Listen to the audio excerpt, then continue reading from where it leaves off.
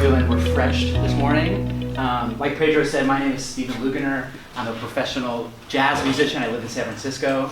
And what I'm going to be talking about is what it takes to be a working musician in 2020. Keyword, working. Sort of to help kick off the class. I don't mean to be a downer, but in my world, which is the jazz community, it's really the top 1% or maybe even top 3 to 5% of musicians in my community, the jazz community. I would say the top 1 to 2 to 3% are the ones that are making a living purely off of gigs.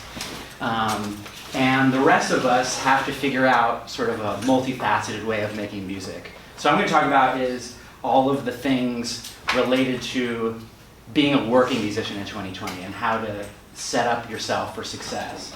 Okay, so just to give you a little background about me and what I do, I don't mean to bring this up to like boast about myself, but what I want to talk about is just all the different things I do and all the different things I juggle, and talk about how I organize my life. And I bring these things up just to really show you that my path is probably extremely similar to yours.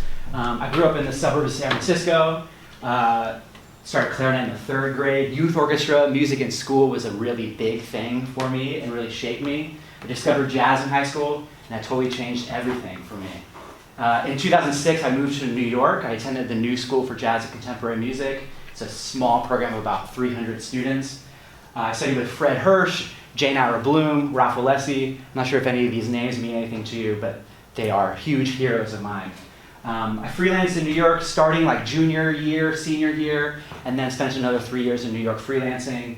And I had some really incredible opportunities. I actually got to tour with Fred Hirsch and tour with John Hollenbeck, a really incredible drummer and composer.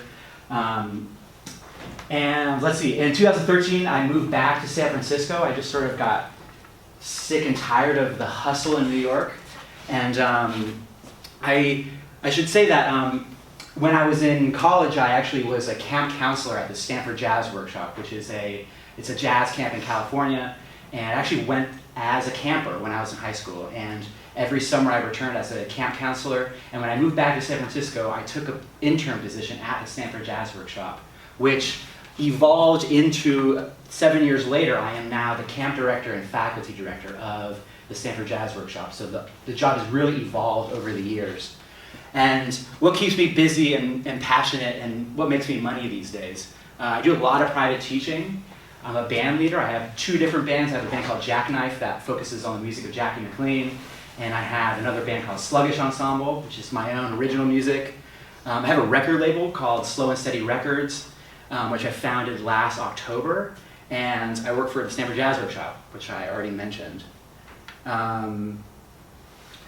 So I just want to like go through each one of these a little bit to kind of give you an idea of like all the smaller tasks that are involved with each one of these jobs. Oh, whoops, I'm gonna go back here.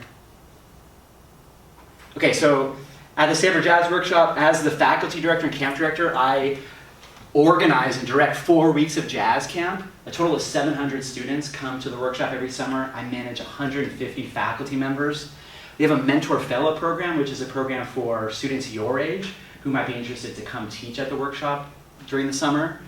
There's a festival that runs concurrently with the workshop.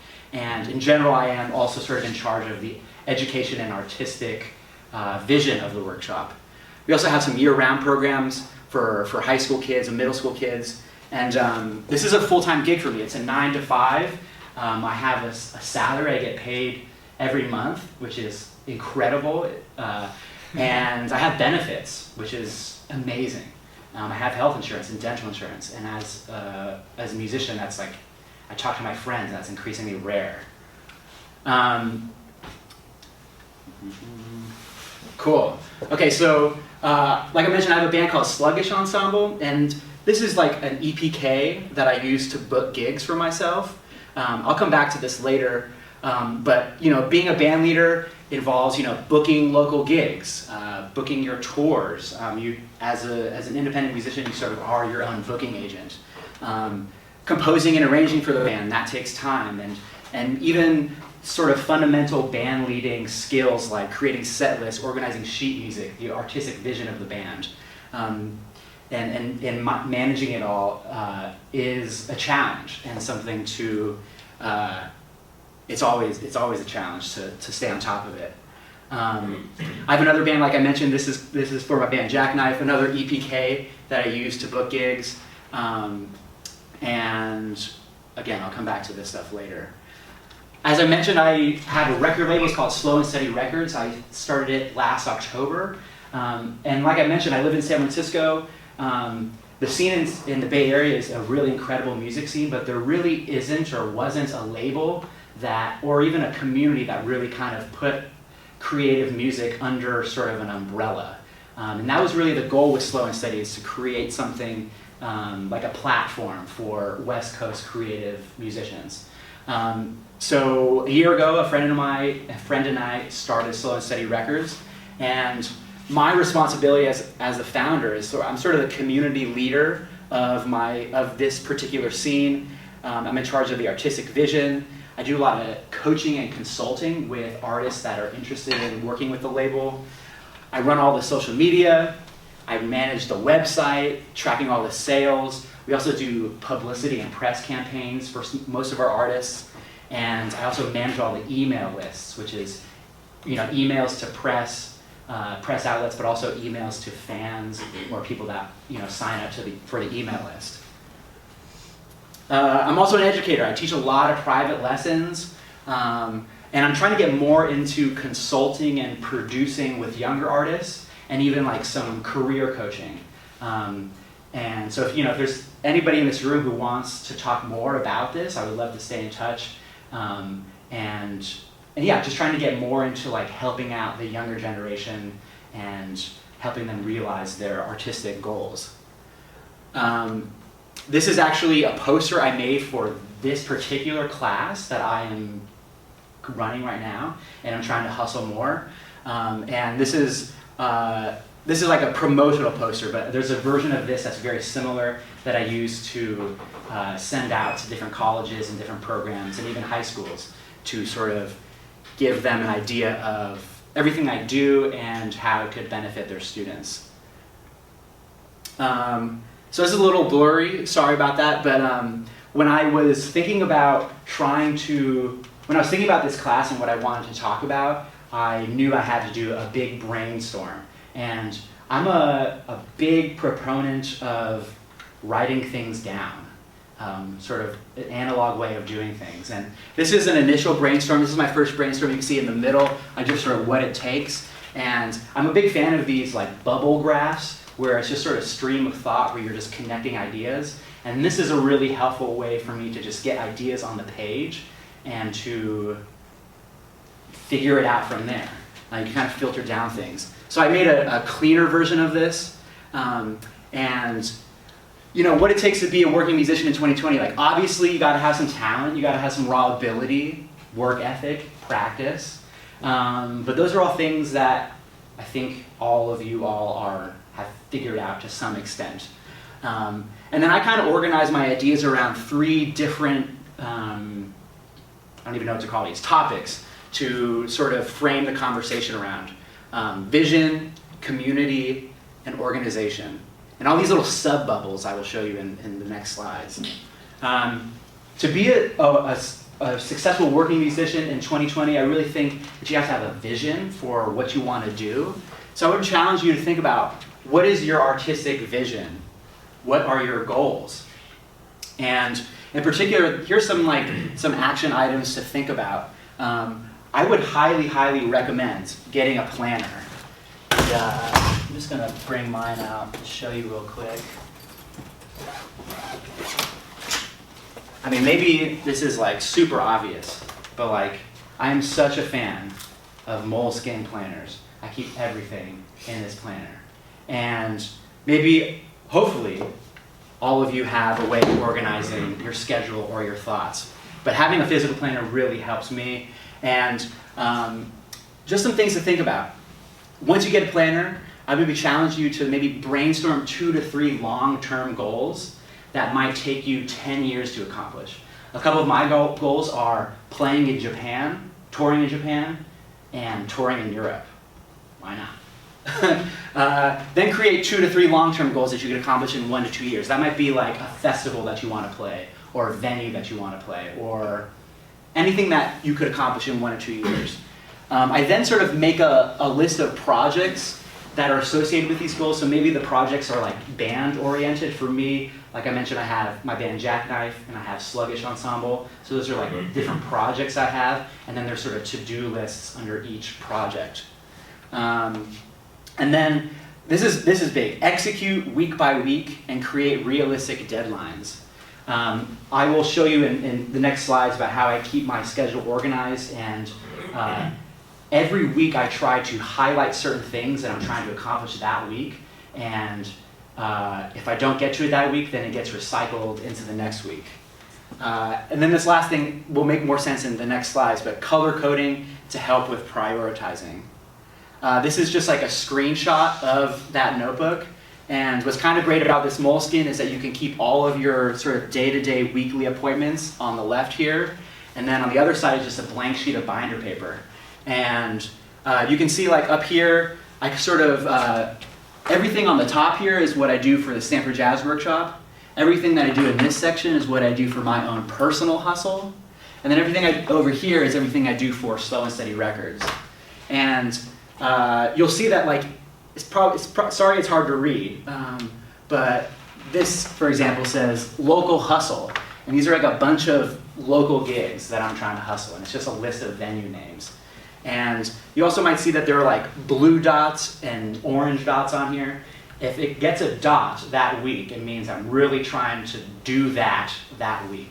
So it kind of helps me prioritize. I look at my to-do list and be like, okay, cool. What has a dot? I'm going to attack those things first. This is just a zoomed in version of it. And this is the next week. So they look a little bit different.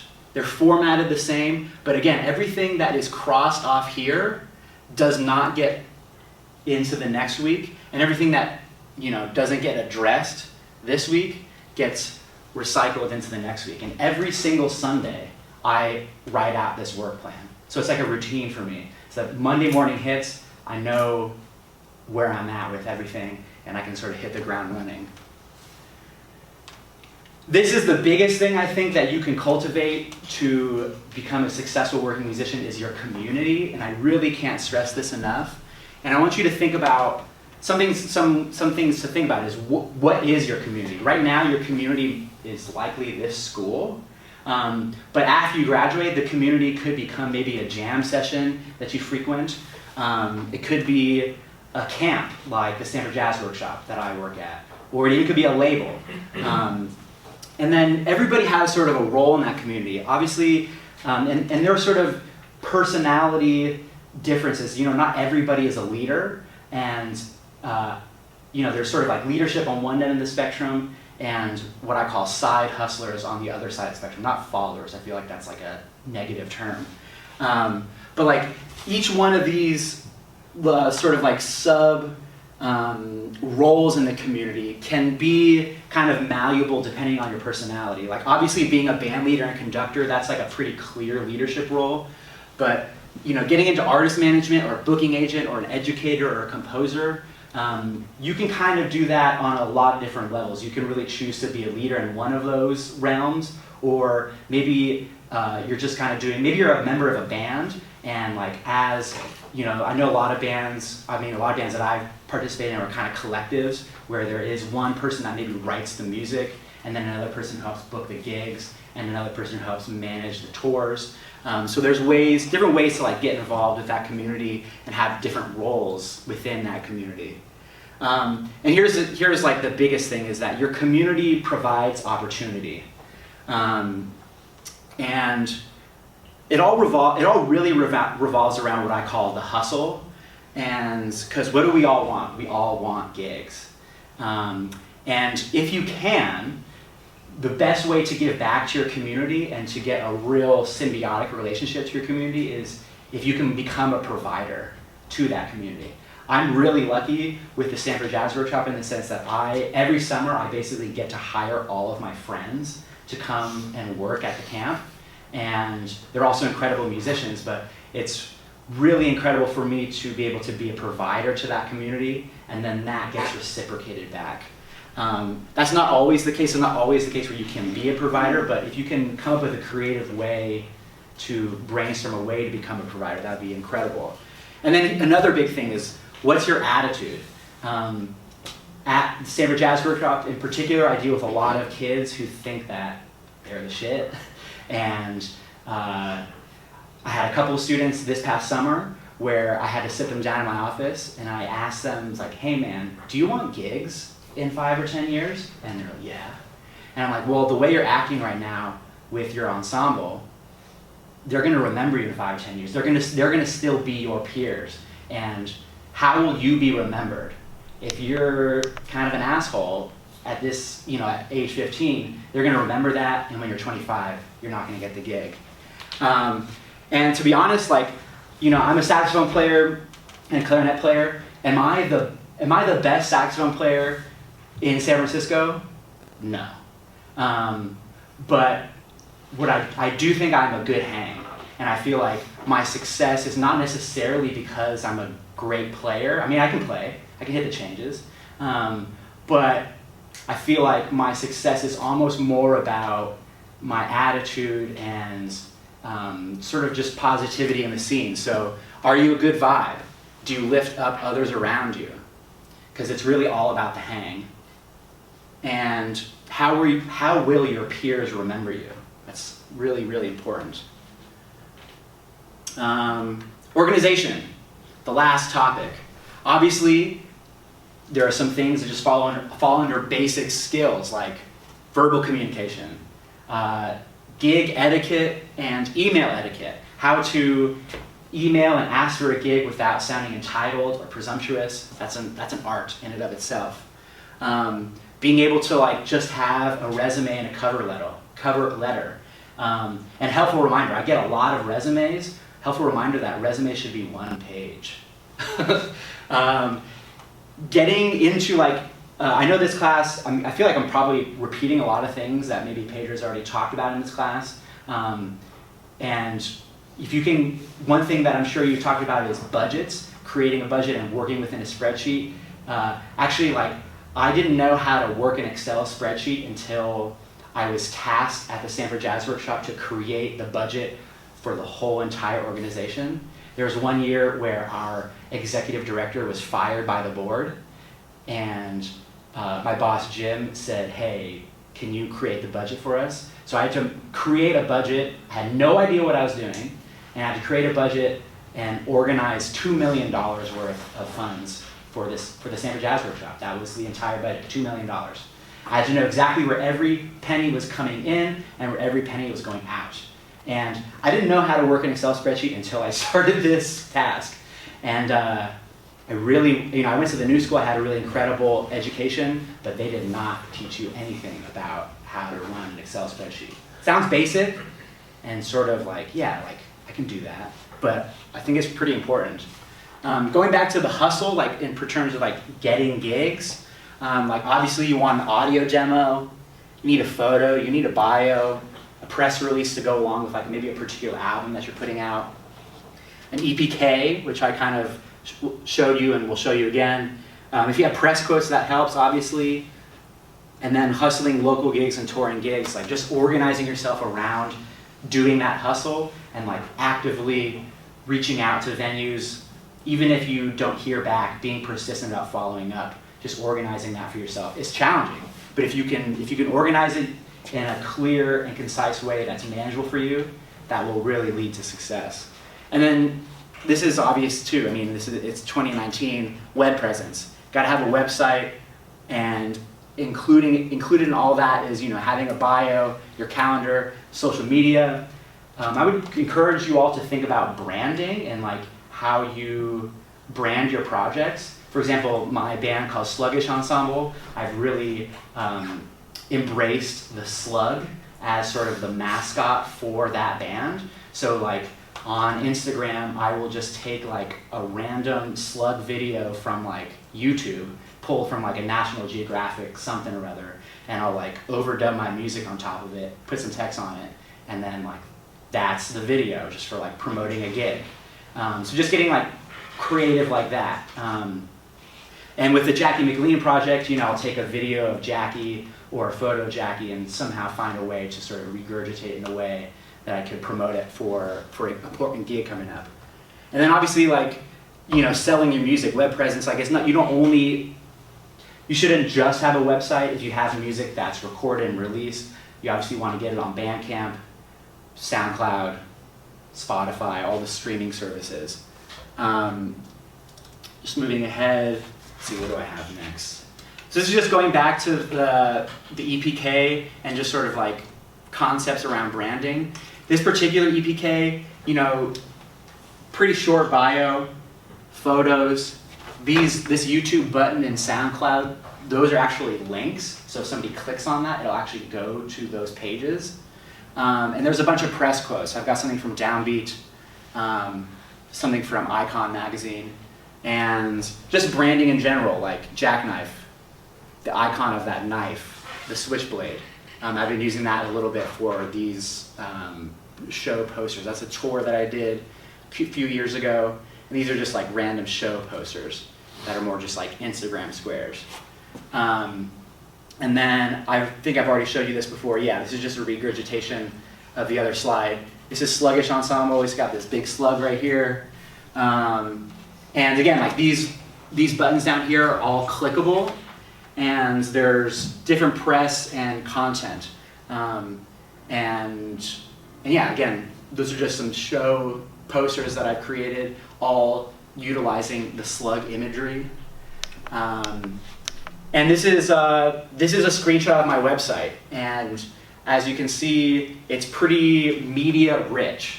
And I feel like in this day and age, if you don't have something that's media rich that like entices somebody to click more, you're kind of doing it wrong. Like, I think it's got to be media rich in this day and age. So this is a screenshot of a spreadsheet that I have. It's called The Hustle. And this is a list of venues. And actually, some of these are venues, some of these are festivals. I'm actually working with a friend of mine to help me. She's sort of like acting as my assistant to help me send out emails on my behalf. But it's organized by city, by region. All these are on the West Coast. The dates of each festival, and sort of when to pitch. So this first one is the Angel City Jazz Festival, happens October 2nd through 3rd, and we're gonna pitch them in December, or just after the new year.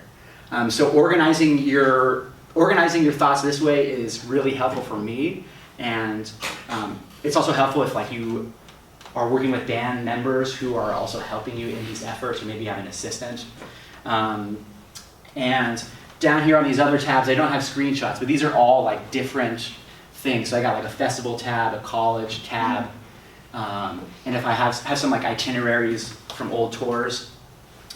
This is a really, really basic budget for a tour that I did last year through the Midwest. And this is just this is super basic. It's just a list of expenses and a list of income. So the expenses are like the rental car, the flights, the gas, and like random bass rental. I had to rent a bass in Milwaukee for $75. Not the best thing, not the worst thing. And then income, just logging how much we get per gig.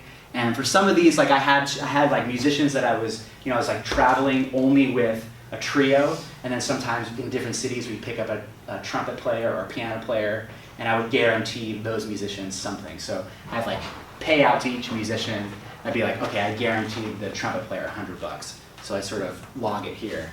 This is a very basic budget, and I think that doesn't need that much more explaining. Sorry again, this is blurry, but this is a sheet from the Sanford Jazz budget, and this is you can see there's a bunch of tabs over here. This is only the budget for my department, which is the education department, and there's probably 40 tabs of things that I'm tracking related to how much everybody's getting paid, how much all of their housing costs, how much money we're spending on feeding them, every penny. And it's extremely detailed, and you can see like this is how much they're getting paid this year, and it tracks what they've been paid back probably since 2015. So this is an extremely detailed budget. It can be as complex or as simple as you want it to be. But this is probably the most detailed budget that I've worked with. I'm getting towards the end of my presentation, but if there are a handful of things that I want you to take away from my brief talk, and some really specific action items, get a planner, set your goals, and think about these 3 things: vision, community, and organization. And then from there, create to-do lists, create small tasks that you can accomplish week by week. And then, this is big, don't be afraid to ask for help.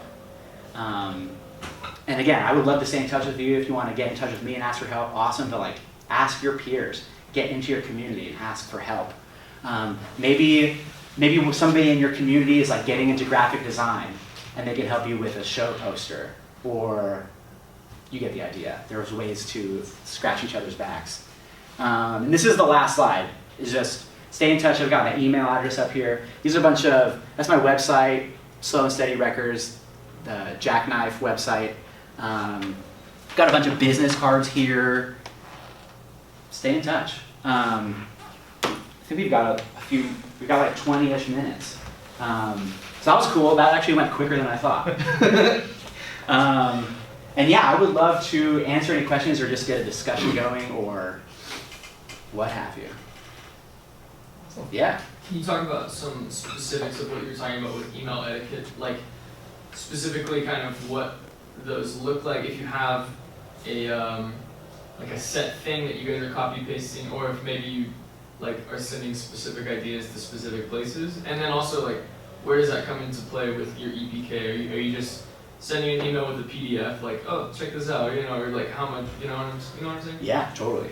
Okay, so one thing about email etiquette, and I think this is obvious, but I get hit up a lot by people wanting a gig, particularly at Stanford Jazz Workshop, and that's sometimes overwhelming to me. Like, I want to give everybody a gig, but sometimes I can't fit everybody in. There have been a handful of people, I would say like particularly younger people, who have reached out to me through Facebook, and I would say never, ever, ever reach out to somebody on social media about a serious gig that you want. I immediately wrote that person off, and just put a bad taste in my mouth. And that person actually got kind of passive aggressive with me when I didn't respond to them on Facebook, and it was just not fun. So that's like some real basic shit, hopefully. But in terms of like email etiquette, my strategy is to try to create sort of like a generic template for what you want to say. So for each of my projects, like the Jackknife project sort of can be marketed to a very specific venue or a very specific festival, because it's like traditional Blue Note throwback 1960s shit swings. Yeah. Sluggish Ensemble, none of it swings. And it's all like arrangements and originals that are all straight feels and kind of like more groove music. So I definitely like try to figure out like which project would be the best, and then have sort of a generic template for the email pitch. Sometimes there might be a festival where you're trying to pitch both projects, ambiguous as to what would be better. And then I do think anytime you can like send a personalized thing in that email, like the better. So for example, I'm trying to play the Healdsburg Jazz Festival, which is a small festival in the wine country, like up north of San Francisco. My dad lives in Healdsburg, and I'm sort of pitching it like, hey, like, I would love to come play the festival. I've got family in the area. It'll be a successful show, just on friends and family alone. Yeah. So like, if you can add a personal thing to that, or like, if one of your bandmates is local to the city, that's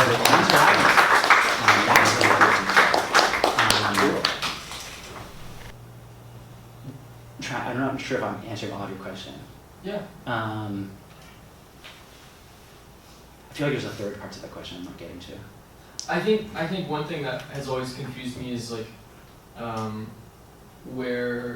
how people actually end up getting their EPK across, and like yes, right. If that's actually You know what I'm saying? Yes, like, yes, yes. I imagine you don't want to put too much like text.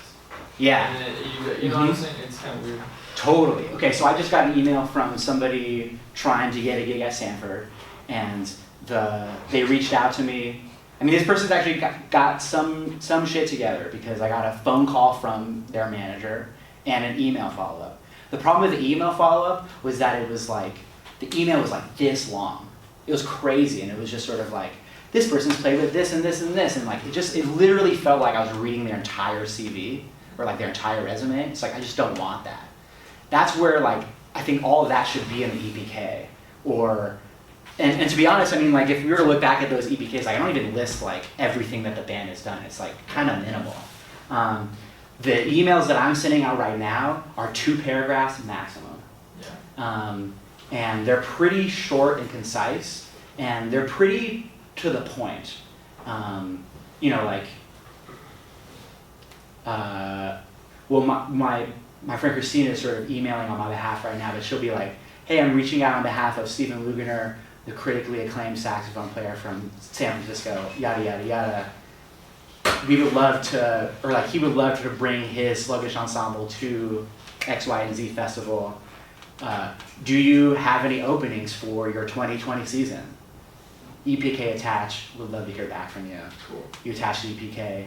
I mean, what's also helpful is like on Gmail in particular, if you were to just like include a YouTube link at like the bottom of your email signature, just the link without any like, check out this link, that video will actually show up in the body of the email as like a little, like the YouTube little bubble will be there, and like at the bottom of the email, they'll see like a little thumbnail of that video, so they can just click right into it. So attaching your EPK, but then also like again at the bottom of the email signature, just like all the links of whichever video you want to showcase. It could be just 1 or 3 or 4. That will all show up. Yeah. So I think that's advantageous too, because like you just want people to click and like engage them. So yeah, 1 to 2 paragraphs, to the point. And don't be afraid. I mean, like, yeah, it's like hard to balance like not sounding like entitled or privileged, like give me a gig. So that's like a fine tuning of like how you message that. Yeah. But I would say like short and sweet to the point, and then trying to just drive traffic to the EPK. Because hopefully if your EPK is like dynamic, they'll be like, oh shit, like this is cool, okay. Cool. Yeah. Yeah. Can you share your process of going from like a graduating musician that's playing and stuff to working in an organization and learning all that business stuff, like I'm assuming on hand, like yeah. As you're doing it, yeah. learning all that type of stuff and marketing yourself to get that position. What was that like? That's a great question. I think I'm not sure if I could answer that like. I mean, my situation in particular, I feel like I'm sort of the right place at the right time. And I think a lot of it is sort of situational. Yeah. When I first graduated from the New School, I was just freelancing in New York and like I was like trying to hustle being a woodwind doubler. So I grew up playing clarinet and oboe, and still maintained my oboe chops all the way through college. So I was like starting to like sub for my teachers on Broadway and doing that. And quickly realized like, I don't know if I want to actually be that. And so that's kind of what spurred like, oh, like maybe, that was sort of a career path that I always saw like, oh, like, if I need to make money, I'll be a doubler. And then I knew like, I don't want to do that. And then that was when I started toying with the idea of moving back home to San Francisco. And I would say the thing that got me the job, like the intern position at Stanford Jazz, was just like being extremely persistent with the emails. I was emailing my colleague Janelle at the time, who was my boss when I was a counselor, and I was super confident about being the head counselor, and I was just like, give me the gig, give me the gig, give me the gig. I can be the head counselor, I'm gonna nail it. And she actually was like, we actually need help like on the admin side of things. Would you wanna come on board in that way? So she put me in touch with Jim, who's the artistic director.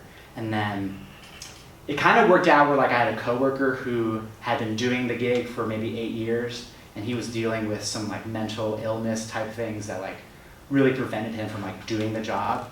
And there was a season where we had the summer workshop happening in July, and the May before, he was supposed to book all the artist flights by May, or by like, ideally by February, and by May, none of the shit was booked. And so we had to spend, we had to go out of budget, probably like $6,000 for like increased flight costs because this guy didn't manage it. So I think like a lot of it is like being aware of your environment and like learning what you don't want to become, and then like really figuring out like, okay, I don't want to be that, so how can I like really keep organized and like show that my skill set's different than my colleagues. In terms of like just like getting the skills of like doing the job that I have now, I think a lot of those skills, I mean, like I mentioned, I'm a faculty director. I deal with like a lot of famous musicians roll through Stanford Jazz in the summer. Like this past summer, we had Anat Cohen, Joshua Redman, Dave King. In years past, we've had like Chris Potter and Mark Turner and like all these super heavy cats. And my time in New York and like working with, I worked with Fred Hirsch and worked with John Hollenbeck, like those guys were like my heroes. And then when I was working with them, I was like, oh damn, like these are just like dudes like me. And like kind of realized like, oh, like they don't want to be treated like any differently than I want to be treated. So I feel like I'm successful at my job in managing the faculty. Like I basically, there are moments where I'm like, I have to tell Joshua Redman what to do. And like, that's weird. Like, I am Joshua Redman's boss. And it's like, that's cool. But that's weird. But I don't think I'd be able to do that unless I had experience of like living in New York and like working with people like him. So I was like, a lot of people like go up to Joshua and they're just like, hi, like especially the kids, they're just like, oh my God, can I take a picture with you? And they're just like, okay, cool. But so, I think a lot of it is just like environmental, like being aware of your surroundings and like learning how to work with people. And then like the basic skills, just like you can practice writing and like getting better at that, like practice writing an email and like have your friend edit it for you and learn from that. And the same thing goes for like the budgeting stuff. Like I said, I didn't know how to work a spreadsheet. I didn't know how to do a formula in Excel until I had to figure it out. And then I just Googled it. And like, yeah, if you're like persistent, like you have something you have to do, like you'll just figure it out. And then like from here on out, like that experience of like building a budget and like managing $2 million, like, oh damn, I could like manage anything. So yeah, I think it's just all situational and environmental and just trying to absorb as much as you can. Yeah. Yep. How do you, I have a couple specific questions. How do you find out when to pitch to different venues, or I guess more festivals? Good idea. Good. That's a great question. So I kind of figured that out based on like how I understand my organization, how we work. So like, there's a cyclical rotation to all this. Like the Stanford Jazz Workshop happens the entire month of July. So like that month is crazy. August, everybody is super tired and we're not in the office at all. And like now, like, September, October, we launched the year-round programs because that's like the start of the school year. November is when we start budgeting for the next year's workshop. And I would say like November, December is when we're booking the faculty and the festival artists. So like that's November, December for a festival that's happening 7 months later. So I would say in general, that would be a good thing, is like maybe 7 months out. Mm-hmm.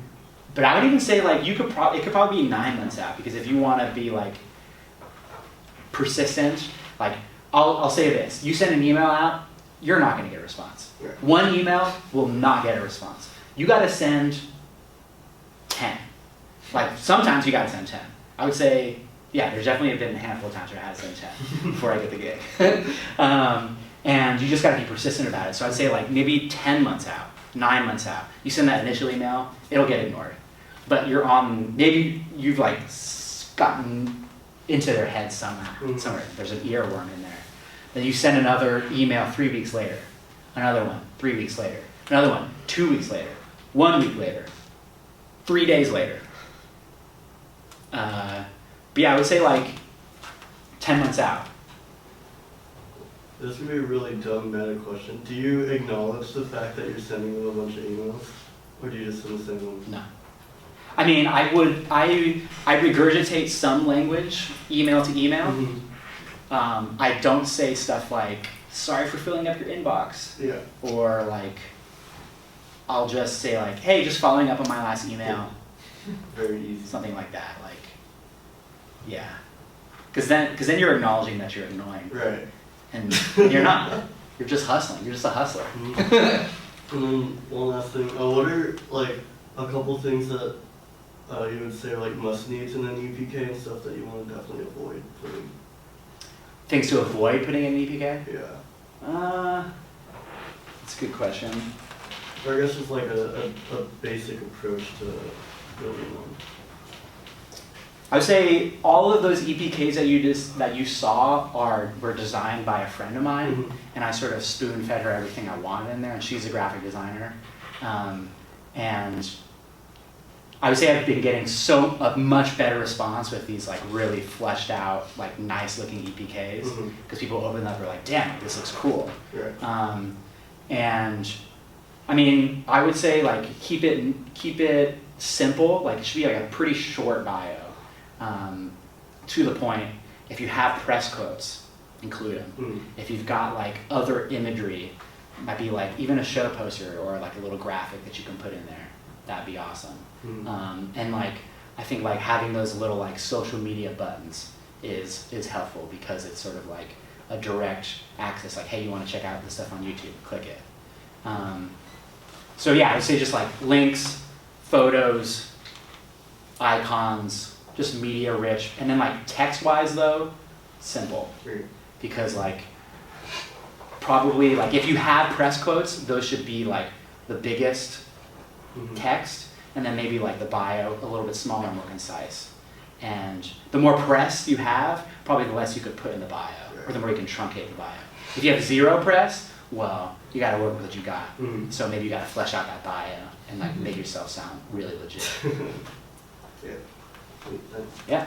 Can you talk about, it sounds like your transition to San Francisco was because you got the opportunity to work under admin, but can you talk about just generally moving to a new city for music, or maybe for someone who like has less things established in the new city, you know what I'm saying? Yeah, totally.